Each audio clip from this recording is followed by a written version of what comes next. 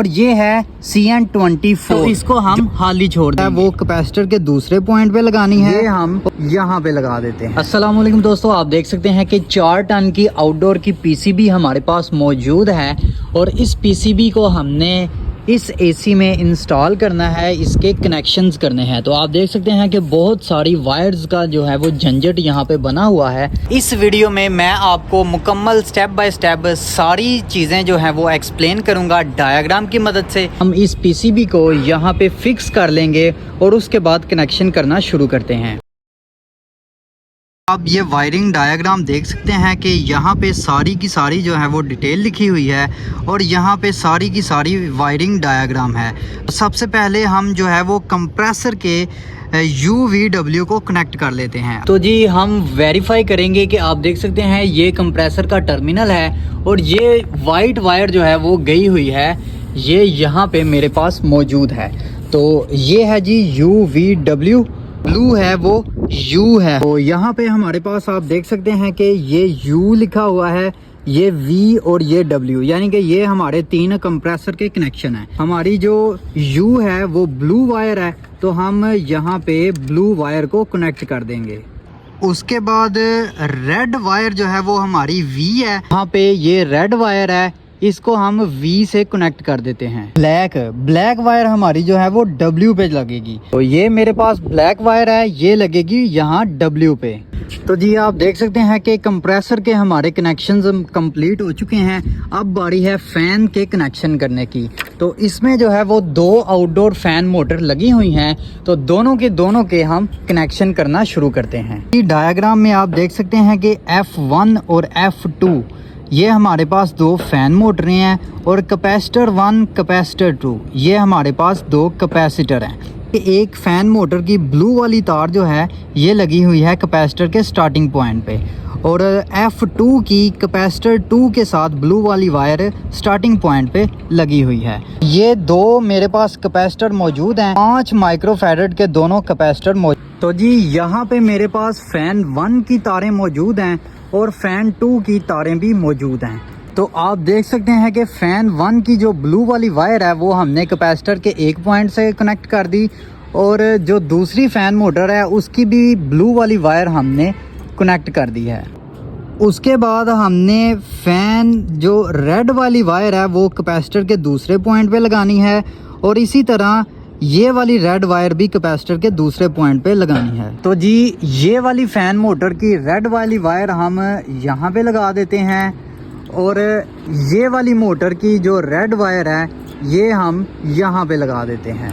जो कैपेसिटर की रेड वाली साइड है, रेड के साथ हमने एक वायर को कनेक्ट करके हमने यहाँ पे लगा देना है CN27 पे। दूसरे कैपेसिटर पे भी हमने इसी तरह करना है, ये रेड वाली वायर हमने लगा देनी है CN26 पे। तो आप देख सकते हैं कि मैंने एक जंपर वायर लेके इसको कैपेसिटर की रेड वाली साइड पे कनेक्ट कर दिया है और उसके बाद हम इसको लगाएंगे CN27 पे।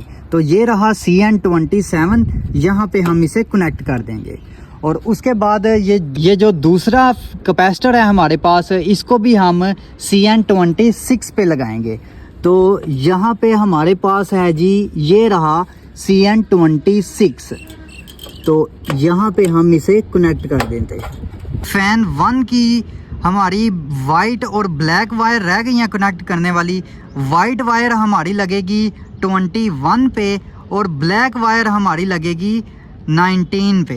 तो जी ये रही हमारी वाइट वायर, ये लगेगी हमारी 21 पे। तो ये रहा 21, यहाँ पे हमने इसे कनेक्ट कर दिया।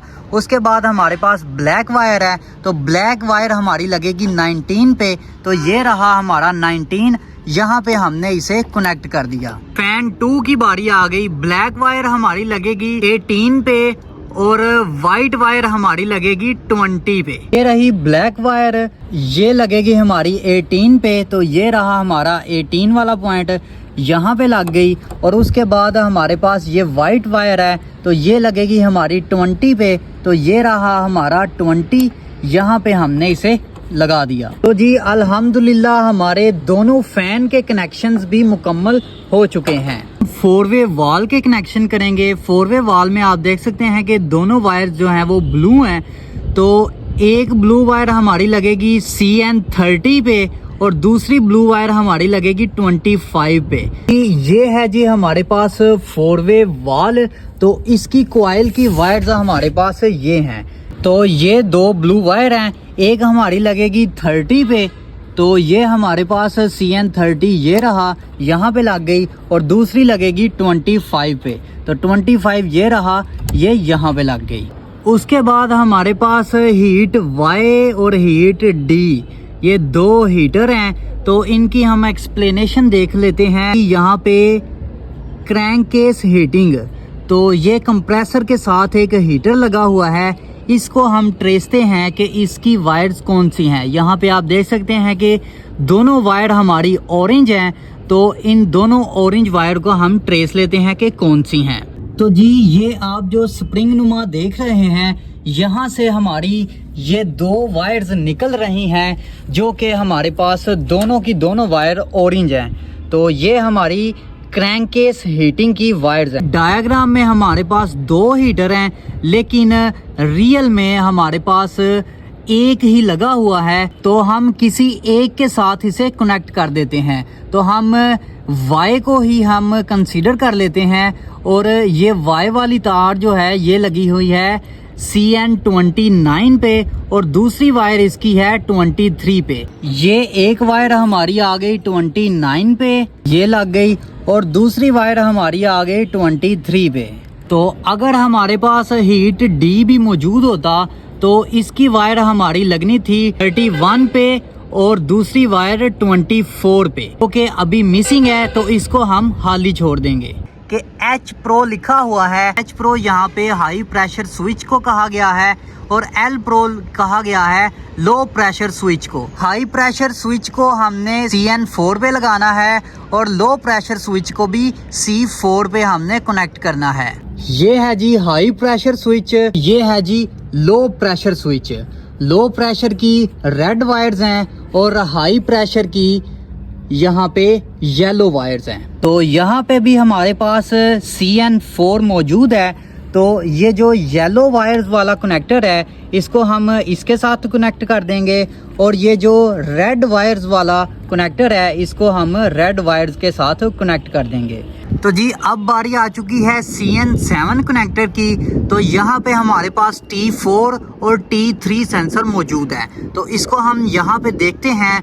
T4 हमारे पास आउटडोर एम्बिएंट टेम्परेचर सेंसर है, और T3 हमारे पास कंडेंसर टेम्परेचर सेंसर है। ये है जी हमारा आउटडोर यूनिट का एम्बिएंट टेम्परेचर सेंसर, जिसकी वायर यहाँ से होती हुई हमारे पास ये वायर आ रही है। तो इसको हमने कनेक्ट करना है CN7 के कनेक्टर से। तो ये रहा जी हमारे पास CN7 का कनेक्टर, इसको हम इसके साथ कनेक्ट कर देंगे। ये है जी हमारा कनेक्टर कंडेंसर टेम्परेचर सेंसर का। तो ये हम CN7 के कनेक्टर के साथ यहाँ पे हम इसे कनेक्ट कर देंगे। उसके बाद हमारा CN9 पे TP लगेगा। तो TP से मुराद है एग्जॉस्ट टेम्परेचर सेंसर। तो एग्जॉस्ट टेम्परेचर सेंसर क्या होता है? जो कंप्रेसर की डिस्चार्ज वाली साइड पे लगा होता है। तो ये है जी कंप्रेसर की डिस्चार्ज वाली साइड। तो ये यहाँ पे एक सेंसर मौजूद है जिसको हम, तो इसका कनेक्टर है ये रहा, तो इसको हम लगा देंगे CN9 पे। उसके बाद आप देख सकते हैं EEV से मुराद है हमारे पास इलेक्ट्रॉनिक एक्सपेंशन वाल। तो ये हमारा लगेगा CN15 पे। तो ये है जी हमारा एक्सपेंशन वाल। इसकी वायर गुजरती हुई यहाँ पे आ रही है, तो इसको हम लगा देंगे CN15 पे। तो ये आप देख सकते हैं कि CN15 कनेक्टर हमारे पास ये रहा, तो इसको हम यहाँ पे कनेक्ट कर देंगे। कि अल्हम्दुलिल्लाह हमने डायग्राम की मदद से सारे के सारे कनेक्शंस मुकम्मल कर लिए हैं। अब बारी है इसको मेन सप्लाई देने की। मेन पावर सप्लाई के लिए आप देख सकते हैं कि यहाँ पे डायग्राम मौजूद है। तो ये है जी हमारा XT1 कनेक्टर है। तो यहाँ पे L1 आएगी, चूँकि ये 3 फेज़ कनेक्शन है तो यहाँ पे हमारा L1, यहाँ पे L2, L3 और यहाँ पे हमारी न्यूट्रल आ जाएगी। तो जी ये है हमारे पास वो कनेक्टर। L1 यहाँ पे लगेगी, L2 यहाँ पे लगेगी और L3 हमारी यहाँ पे और न्यूट्रल हमारी यहाँ पे लग जाएगी।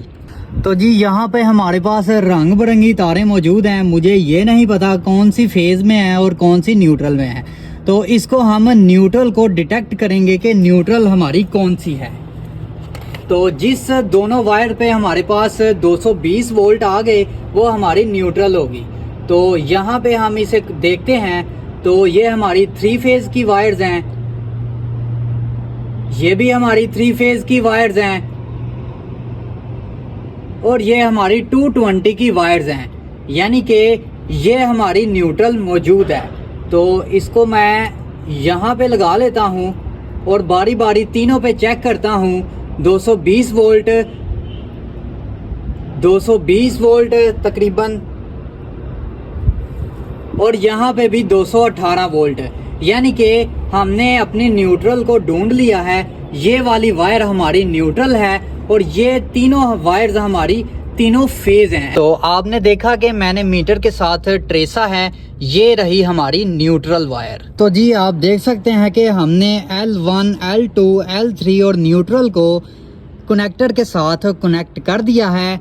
अब बारी है कम्युनिकेशंस की वायर को लगाने की। कम्युनिकेशन की वायर्स आप देख सकते हैं कि ये हमारी सिग्नल वायर्स हैं जो कि XT2 कनेक्टर है। P, Q और E लिखा हुआ है। जो हमने इंडोर पे P पे लगाई है वो भी आउटडोर के P पे लगाएंगे वही वायर, और जो Q पे लगाई है वही हम आउटडोर के Q पे लगाएंगे, और जो वायर हमने इंडोर के E पे लगाई है वही वायर हम आउटडोर के E पे कनेक्ट करेंगे। कम्युनिकेशन की वायर, ये 3 वायर मेरे पास मौजूद हैं। तो इनको मैंने जैसे इंडोर पे कनेक्ट किया है वैसे ही मैं यहाँ आउटडोर पे इसे कनेक्ट कर देता हूँ। तो जी हमारी कम्युनिकेशन की वायर्स भी लग चुकी हैं।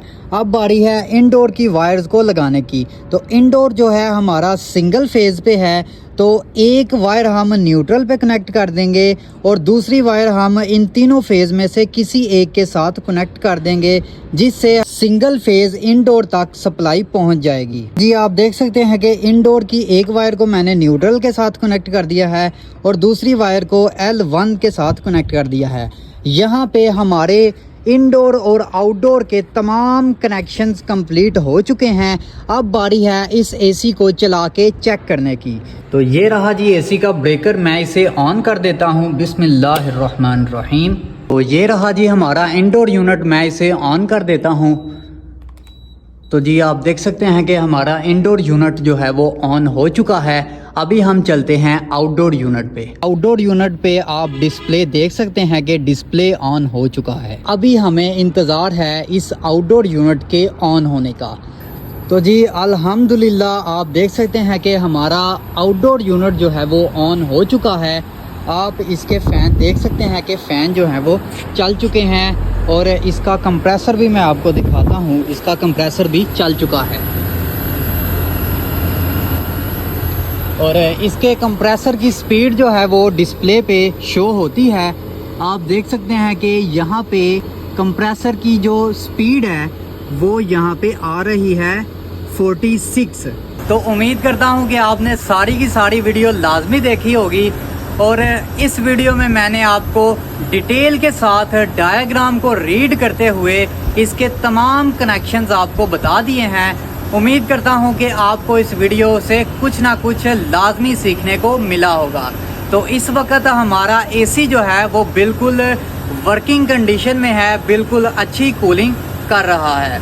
तो जी आप देख सकते हैं कि हमारे कंप्रेसर में जो है वो 70% की स्पीड पे आ चुका है, जिससे ये बेहतरीन कूलिंग कर रहा है और जैसे जैसे ये कूलिंग मुकम्मल करता जाएगा इसके आरपीएम कम होते चले जाएंगे। आज की इस वीडियो में मैंने आपको मुकम्मल A to Z डायग्राम को रीड करते हुए 4 टन एसी के कनेक्शंस बता दिए हैं। उम्मीद करता हूँ आपने अच्छे से सीखे होंगे। अभी मैं इसको मुकम्मल तौर पे बंद कर दूंगा।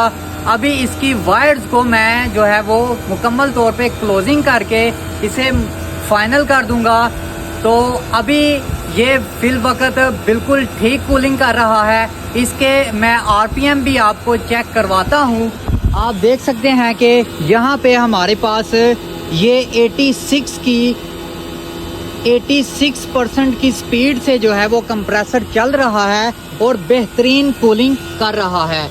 ये आप देख सकते हैं कि रिटर्न भी इसकी जो है वो चिल हो चुकी है और आप कंप्रेसर की स्पीड से भी अंदाज़ा लगा सकते हैं कि कंप्रेसर जो है वो बिल्कुल एसी जो है वो बिल्कुल ठीक कूलिंग कर रहा है।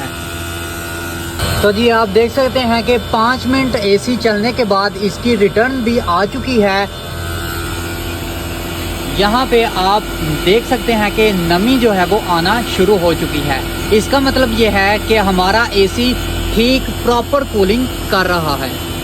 और आप कंप्रेसर की आवाज़ से भी अंदाज़ा कर सकते हैं कि कंप्रेसर अभी अपनी मैक्सिमम आरपीएम पे चल रहा है। अगर आप चाहते हैं कि इस तरह की इंटरेस्टिंग वीडियो मैं लाता रहूं तो मेरे इस पेज को फॉलो कर लें। अगर आप YouTube पे हैं तो YouTube चैनल को सब्सक्राइब कर लें। मिलते हैं एक और नई वीडियो के साथ, तब तक के लिए अल्लाह हाफिज़।